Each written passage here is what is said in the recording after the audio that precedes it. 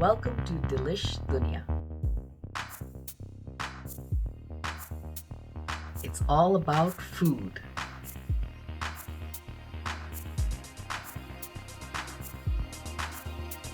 Let's go on a food journey.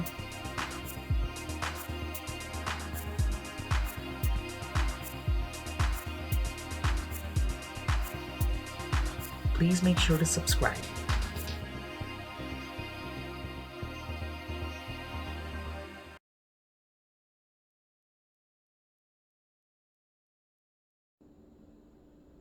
Today's journey is to savory land, and we're making a spinach and feta puff pastry, which is absolutely delicious.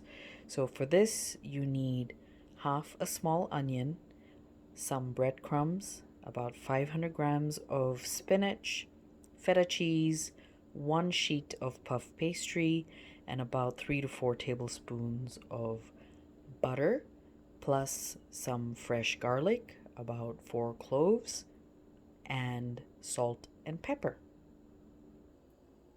Today we're making a spinach and feta puff pastry. You could actually make this with a variety of stuffings or a variety of fillings, and it would go really, really well. So I bought the store puff pastry, and it comes in 2 sheets. I will be using one of the sheets. And this is a recipe that my friend Clara from Prague shared with me, as she makes it quite often, and she makes it with very many different fillings such as beets and goat cheese. And then I'm gonna make another version of this with apples, so like an apple strudel. So here we go. I have the stove heating up right now, and once it's heated up, I will add the butter and allow it to melt. So here I have my 3 tablespoons of butter. My stove is on medium heat. I might turn it up just a little so the butter has some assistance in melting. So the butter is almost ready, and what I have prepared in the meantime is half an onion that I've diced, as well as 4 garlic cloves that are chopped very finely or minced. Alright, we're getting ready to add the onion in here with the garlic.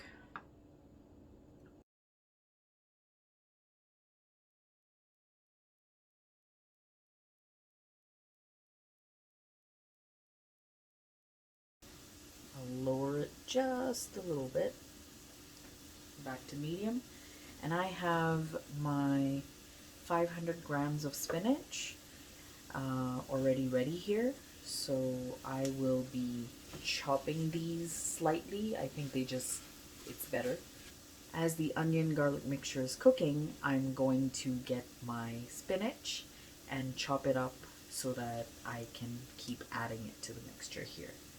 I prefer chopping it so that you don't end up with big pieces. So I love to use these. Doesn't have to be really small, just enough so they're not giant pieces.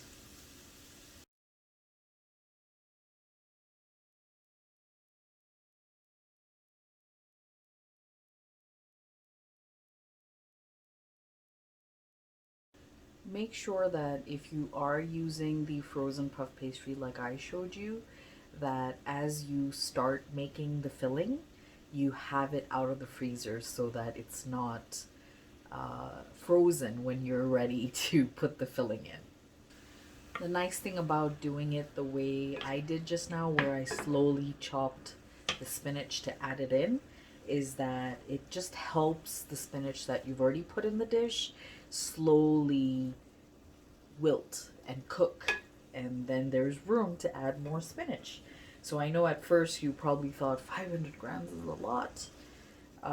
It is a lot, but once it cooks down, it really isn't that much.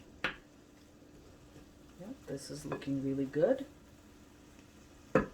Time to add some salt and some pepper.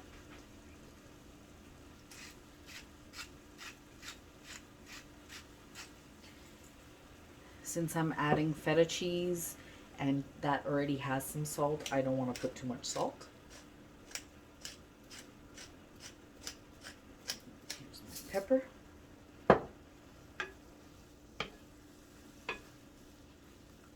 If you don't like feta cheese, you could try something else as well. My friend tried it with blue cheese because she had some at home. So be creative. So I will let this cook a little bit. You can see there's still some liquid. So I want some of that liquid to be absorbed if possible before I put it on the puff pastry. Doesn't look like I'm gonna get any of the liquid out, so I'll make sure when I am putting this on the puff pastry to avoid as much liquid as I possibly can. So I will turn off the stove and we'll be ready to prep this to put it inside the puff pastry. It's time to get the puff pastry ready with the filling. I've been letting this thaw so that it would be easier to work with. As you can see, it is a little bit soft, which is great. If it were frozen, it would be really difficult to work with.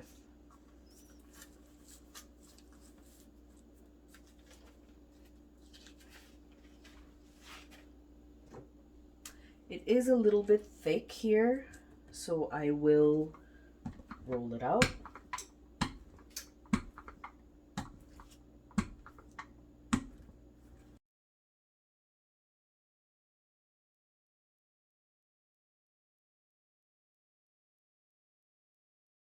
And this looks pretty good to me, so you can see it was about double of that.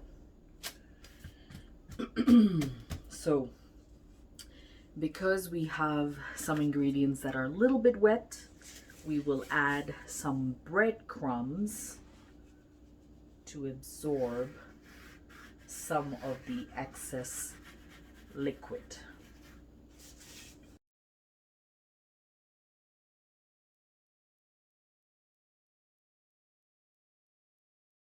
Now I'm ready to add the filling.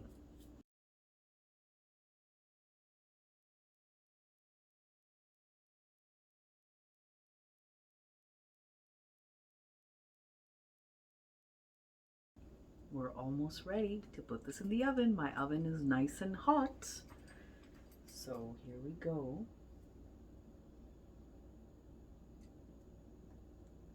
You can try this, or if you're not comfortable doing it this way, you can just fold it. But I'm gonna try something different here, just to see if I can make it a little pretty.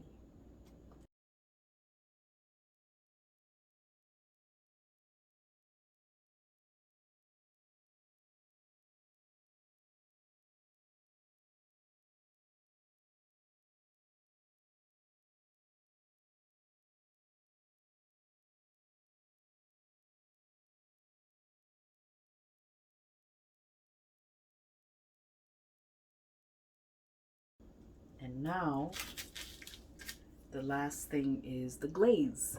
So it's up to you if you want a glaze. Of course, for the glaze I'm using egg. I haven't looked at other options for glazing, but it does give it a beautiful color.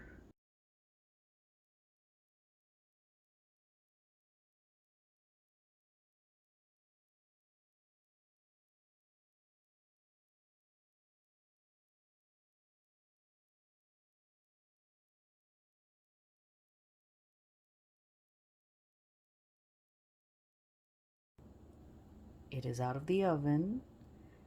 I did put it for a few extra minutes so it could get nice and golden.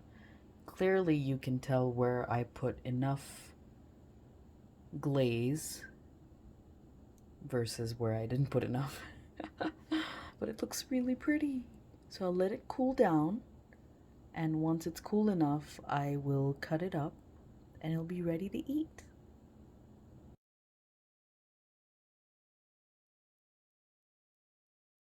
Please like, share, and subscribe to my channel. Click the bell icon so you don't miss any future videos. Thank you.